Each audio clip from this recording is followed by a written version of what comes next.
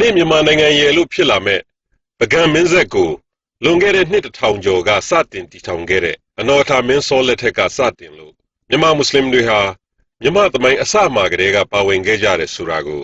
မြန်မာရာဇဝင်သမိုင်းများကပဲသက်သေခံလျက်ရှိပါတယ်။အစောဆုံးမြန်မာသမိုင်းဝင်ခြေရာကတော့အများသိထားပြီးဖြစ်ကြတဲ့အတိုင်းပြဝိနဲ့ပြတ်တညီနောင်တို့ပဲပေါ့။ဘယ်လောက်ထိအောင်လဲဆိုရင်မြန်မာနိုင်ငံရဲ့ထေရဝါဒဗုဒ္ဓဘာသာသမိုင်းနဲ့တောင်ဆက်နေခဲ့တာကိုထေရဝါဒဗုဒ္ဓကျမ်းဂန်ပိဋကတ်သုံးပုံကိုဆက်သဖို့ပကံပြည့်ရှင်ဗမာမင်းအနော်ရထာကသုဝနဘူမိတထုံပြည့်ရှင်မွန်မင်းမနူဟာစီမှာတောင်းတော့မနူဟာကမရင်ကြီးတဲ့မြောက်ဘက်ကဗမာတွေဟာသာသနာနဲ့မထိုက်တန်ဘူးလို့ညင်းတော့အနော်ရထာကကျန်စစ်သားကိုတာဝန်ပေးပြီးမွန်တို့ရဲ့တထုံပြည်ကိုစစ်ချီစေခဲ့တယ်မဟုတ်လားမွန်တွေကမြို့တကားကိုအခိုင်လုံပိတ်ပြီးအပြင်းထန်ခုခံကြတော့သိမ်းမရဖြစ်နေကြတာပေါ့အဲ့ဒီမှာအနော်ရထတပ်ထဲကတမင်တူဖြစ်တဲ့အစ္စလမ်ဘာသာဝင်ပတိကလာဗျတ္တကအသေးခံပြီးမြို့တကားကိုရအောင်ဖွင့်ပေးတော့မှတထုံကိုအောင်နိုင်ပိဋကတ်သုံးပုံကိုပကံပင့်ဆောင်ပြီးသာသနာပြုတော့ခဏထေရဝါဒဗုဒ္ဓဘာသာရဲ့လို့ဗမာပြည်မှာထွန်းကားခွင့်ရခဲ့တာအများစုကတော့တည်ပြီးဖြစ်ကြမှာပါဆိုလိုချင်တာကမြန်မာသမိုင်းအစကတည်းကမြန်မာမွတ်စလင်ဆိုတာအရေးပါခဲ့ကြောင်းတင်ပြချင်တာပါတကယ်တော့မြန်မာသမိုင်းအဆက်ဆက်နဲ့မြန်မာမွတ်စလင်တွေရဲ့စွမ်းဆောင်ချက်တွေကိုဒင်္ဂါတစ်ချက်ရဲ့ခေါင်းနဲ့ပန်းလို့သသားတဲ့တွေ့ရမှာဖြစ်ပါတယ်1548ခုတောင်ငူဘရင်တပင်ရွှေထီးရဲ့အယုဒ္ဓယထိုးစစ်တွေမှာမွတ်စလင်သစ္စာရှိအကြပ်ဘူပါတွေပါခဲ့သလို1568-69ဘရင်တော်ကျော်ထင်တော်ထားရဲ့အယုဒ္ဓယသိမ်းတိုက်ပွဲမှာမြန်မာမွတ်စလင်အမြောက်တပ်ကြီးရဲ့အကူအညီကသမိုင်းမှာခြံလှပ်ထားလို့မရနိုင်လောက်အောင်အရေးပါအခရာကျလှပါတယ်1959-1960အလောင်းဖျားရဲ့ယိုရီးယားစစ်တွေမှာမွတ်စလင်တွေပါခဲ့သလိုအလောင်းဖျားရဲ့ဘဲလေယုံသွေးတောက်တမှုကြီးတွေပင်မြန်မာမွတ်စလင်ကြီးတယောက်ဖြစ်တယ်ဆိုတာမြန်မာသမိုင်းမှာထင်ရှားခဲ့ပါတယ်။အင်္ဂလိပ်တွေရဲ့ကျူးကျော်စစ်တွေကိုခုခံခဲ့တဲ့စစ်ပွဲတွေမှာလည်းမြန်မာမွတ်စလင်တပ်မှုဘူပါအချက်တပ်သားများရဲ့အခမ်းကဏ္ဍကိုသမိုင်းအဆောင်မှာတွေ့နိုင်ပါတယ်။ဒီနောက်ပိုင်းလွတ်လပ်ရေးကြိုးပမ်းမှုကာလလွတ်လပ်ရေးလွန်ပြည်တွင်းစစ်ကာလတရုတ်ဖြူခုခံစစ်ကာလစတဲ့ကာလတိုင်းမှာမြန်မာမွတ်စလင်တွေဟာသူတို့ချစ်တဲ့တိုင်းပြည်အတွက်အသက်သွေးချွေးစရေပြီးခုခံကာကွယ်ခဲ့ကြတာပဲမဟုတ်လားတိုင်းပြည်အတွက်ဘယ်တော့ဘယ်နေရာကမဆိုမြန်မာမွတ်စလင်တွေနောက်မယွန့်တန်းတာဝန်ယူခဲ့ကြတယ်တိုင်းပြည်ကိုအလုတ်ကျွေးပြုခဲ့ကြတယ်တာရကအနေနဲ့မြန်မာပြည်ရဲ့အားထားရတဲ့မြန်မာမွတ်စလင်တွေအဖွဲ့တွေတဲကအချို့အကြောင်းကိုအလင်းသင်လို့တင်ပြခြင်းပါတယ်ဖဆပလအဖွဲ့ကြီးနဲ့တစ်ချိန်တည်းနှီးပါးတည်ထောင်ခဲ့တဲ့ BMC ဗမာမွတ်စလင်ကွန်ဂရက်ဟာမြန်မာလွတ်လပ်ရေးကြိုးပမ်းမှုတွေမှာဗိုလ်ချုပ်အောင်ဆန်းဦးဆောင်တဲ့ဖဆပလအဖွဲ့ကြီးကိုအဓိကပံ့ပိုးပေးခဲ့တဲ့အကြီးဆုံးအဖွဲ့ကြီးဖြစ်တယ်ဆိုတာကိုဗိုလ်ချုပ်ကိုယ်တိုင်ကအသိမှတ်ပြုခဲ့တယ်။ဒါ့အပြင်1938ခုနှစ်ထဲကလူမျိုးဘာသာဆင်းရဲချမ်းသာမရွေးကူညီနေတဲ့မွတ်စလင်ကုသိုလ်ဖြစ်စေယုံကြီးကိုယနေ့တိုင်ရန်ကုန်မြို့ဘားလမ်းမှာတွေ့နိုင်ပါသေးတယ်။တတိယအင်္ဂလိပ်မြန်မာစစ်ပွဲကြီးမှာအင်္ဂလိပ်တွေကိုမင်းလှခန္ဓာကနေအခြားစစ်တဲ့200ကိုကုတ်ကဲပြီးဒဏ်ရာတွေနဲ့ခုခံခဲ့တဲ့မြန်မာမွတ်စလင်တပ်မှုကြီးဦးဖိုးကာရဲ့တတိကတော့အောချလောက်တယ်ဗိုလ်ချုပ်အောင်ဆန်းတဲ့တကွကြာဆုံးချိန်အထိအစိုးရအဖွဲ့မှာပညာရေးနဲ့အမျိုးသားစီမံကိန်းဝန်ကြီးဖြစ်တာဝန်ယူခဲ့တဲ့အများသည့်အာဇာနည်ခေါင်းဆောင်ကြီးဦးရာဇတ်ဆရာကြီးဦးရာဇတ်ဟာမြန်မာပြည်ရဲ့ပထမဆုံးအမျိုးသားကျောင်းအုပ်ပထမဆုံးအထက်မြန်မာပြည်ဒုဗမာစီယုံဥက္ကဋ္ဌမန္တလေးကောလိပ်အခုမန္တလေးတက္ကသိုလ်ကိုတွဲဖက်တည်ထောင်ပေးခဲ့လို့ရာဇတ်ဟော်ရာဇတ်ခမ်းမဆိုပြီးယနေ့တိုင်မန္တလေးတက္ကသိုလ်ကြီးမှာထဲထဲဝါဝါတွေ့နိုင်ပါသေးတယ်။ Mr. M.A. Rashid မြန်မာပြည်သူ့ကျွန်ဘဝကလွတ်ဖို့အဓိကဦးဆောင်ခဲ့တဲ့ရန်ကုန်တက္ကသိုလ်ကျောင်းသားသမဂ္ဂရဲ့1935-36ပထမဆုံးဒုဥက္ကဋ္ဌတာဝန်ကိုယူအခြားထင်ရှားတဲ့ခေါင်းဆောင်တွေဖြစ်တဲ့ကိုအောင်ဆန်းကိုနုတို့နဲ့အတူလက်တွဲပြီးမြန်မာပြည်လွတ်လပ်ရေးအတွက်ကြိုးပမ်းခဲ့တာကိုညှင်းနိုင်သူတွေရှိရင်ညှင်းလိုက်ပါ1936-39မှာရန်ကုန်တက္ကသိုလ်ကျောင်းသားသမဂ္ဂဥက္ကဋ္ဌတာဝန်မြန်မာနိုင်ငံလုံးဆိုင်ရာကျောင်းသားသမဂ္ဂရဲ့ပထမဆုံးဥက္ကဋ္ဌတာဝန်တွေကိုတပြိုင်တည်းတာဝန်ယူခဲ့တယ်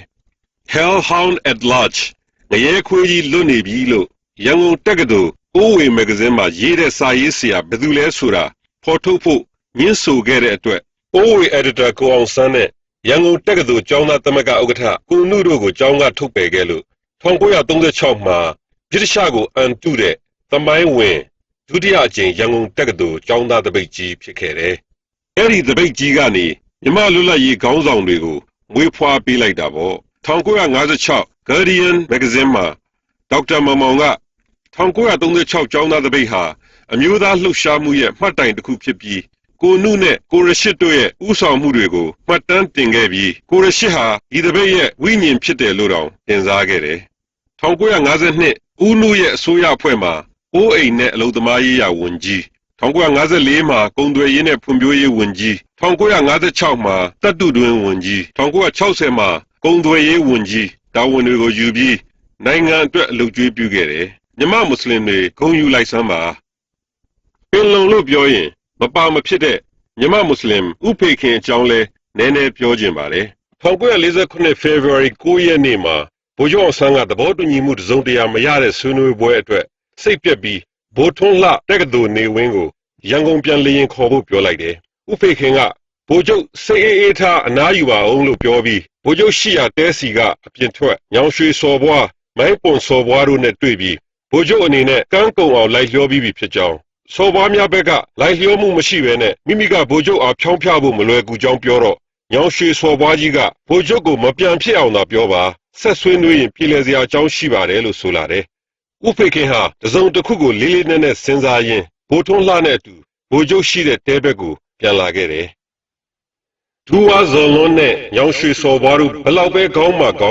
ဘလောက်ပဲခက်ထန်ဗြိတိရှကအကာအကွယ်ပေးမဲ့ဒိုမီနီယံအဆင့်လွတ်လပ်ရေးစိတ်ကူးရင်အိမ်မက်ကိုစွန့်လွတ်လိုက်တာတို့အတွက်သိငယ်တဲ့အကျိုးဖြစ်ထွန်းမှုတော့မဟုတ်ဘူး။ဒီလိုဒိုမီနီယံအဆင့်တောင်းတမှုကိုစွန့်လွတ်လိုက်တဲ့အတွက်ဗြိတိရှတို့အနေနဲ့ဒို့မြေပေါ်မှာခြေကုပ်မရနိုင်တော့ဘူး။သူတို့တောင်းဆိုနေကြတဲ့အချုပ်အခြာအာဏာပိုင်ဆိုတဲ့တီးခြားတောင်တန်းဒေသပြည်ထောင်စုဆိုတဲ့ကိစ္စဟာတောင်တန်းဒေသတစ်ခုတည်းတွင်အတွက်မဟုတ်ဘူး။မြန်မာနိုင်ငံတစ်ခုလုံးရဲ့အနာဂတ်ကံကြမ္မာကိုပါအဆုံးဖြတ်ပေးနိုင်မဲ့ကိစ္စဖြစ်တယ်။ညီလာခံကြီးစကားစားမှာမျှော်လင့်ချက်အပြည့်အဝနဲ့စခဲ့ကြတယ်။ဒေသဇွဲဆိုတဲ့ကြောက်ဆောင်ကြီးနဲ့တိုက်မိပြီးရေစုံမျောသွားမဲ့အရေးကိုတို့ဒီတိုင်းပဲလက်ပိုက်ကြည့်နေတော့မှာလား။ညီလာခံရဲ့ကံကြမ္မာဟာမရေရာမသေးကြလမ်းစုံလမ်းဝရောက်နေပြီ။လမ်းမဘက်ကိုတိမ်ဆောင်သွားတာနဲ့တပြိုင်နက်မတွေးရဲလောက်အောင်အခြေအနေတွေဆိုးဝါးသွားနိုင်တယ်။ဒါကြောင့်ညီလာခံပြတ်မသွားအောင်ထိမ့်သိမ်းထားဖို့လိုတယ်။ထိမ့်သိမ်းနိုင်မဲ့သူဟာလည်းဗိုလ်ချုပ်တယောက်ပဲရှိတယ်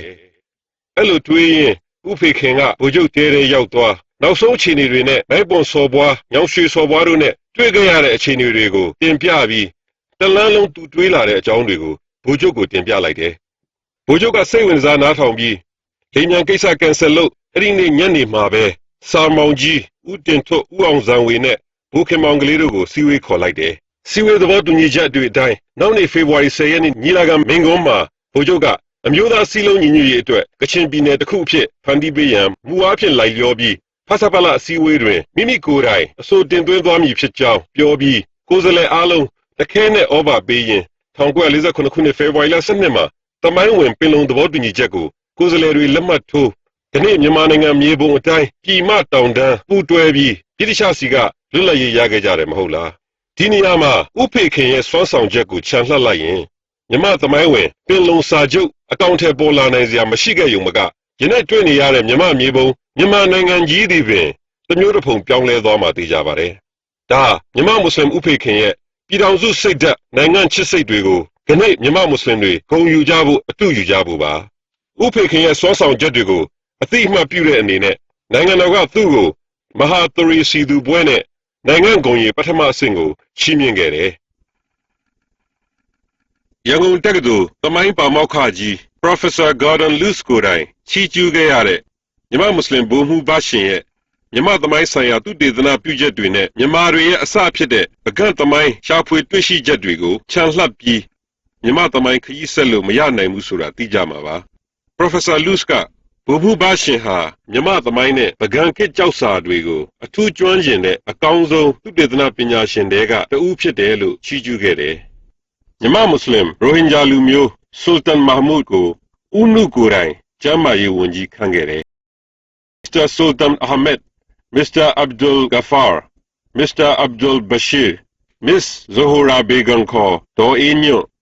Mr. Abdul Khair, Mr. Abdul Subhan, Mr. Rashid Ahmed, Mr. Nasiruddin Kho, Upo Kaindo ha, Parliament Democracy Khit ka Rohingya Amat တွေဖြစ်ခဲ့ကြတယ် အခုဒီမိုကရေစီနိုင်ငံကြီးဖြစ်လာဖို့အသက်သွေးချွေးတွေပေးခဲ့တဲ့မြန်မာမွတ်စလင်တွေထဲမှာစာရေးဆရာမောင်တော်ကဘုံမှုဘတော်ကိုတော့88ဒီမိုကရေစီကြိုးပမ်းမှုကာလတွေကိုမှီလိုက်တဲ့သူတွေလေးလာဘူးကြတဲ့လူငယ်တွေသိကြမှာပါအင်းစိန်ထောင်တွေကစစ်ခွေးတွေလက်ချက်နဲ့ကြာဆုံးပြီးတော်လှန်ရေးအတွက်အသက်ကိုစရေးသွားခဲ့တယ်ဦးရွှေရိုးခေါ်ဦးဘကလေးပါတယ်ယနေ့မြန်မာပြည်ရဲ့အလှပွဲတိုင်းမှာမပါရင်မပြီးတဲ့ဦးရွှေရိုးအကကိုတီထွင်ခဲ့သူပါပဲ1890ပသိမ်မှာမွေးပြီးမိုဟာမက်ဘရှိလို့လည်းခေါ်ပါတယ်ကာတွန်းဆရာကြီးသရော်စာစာရေးဆရာကန်ချွန်ကိုတော့မြန်မာပြည်မှာမသိတဲ့လူရှိမယ်မထင်ပါဘူးမြန်မာမွတ်စလင်တဦးပါ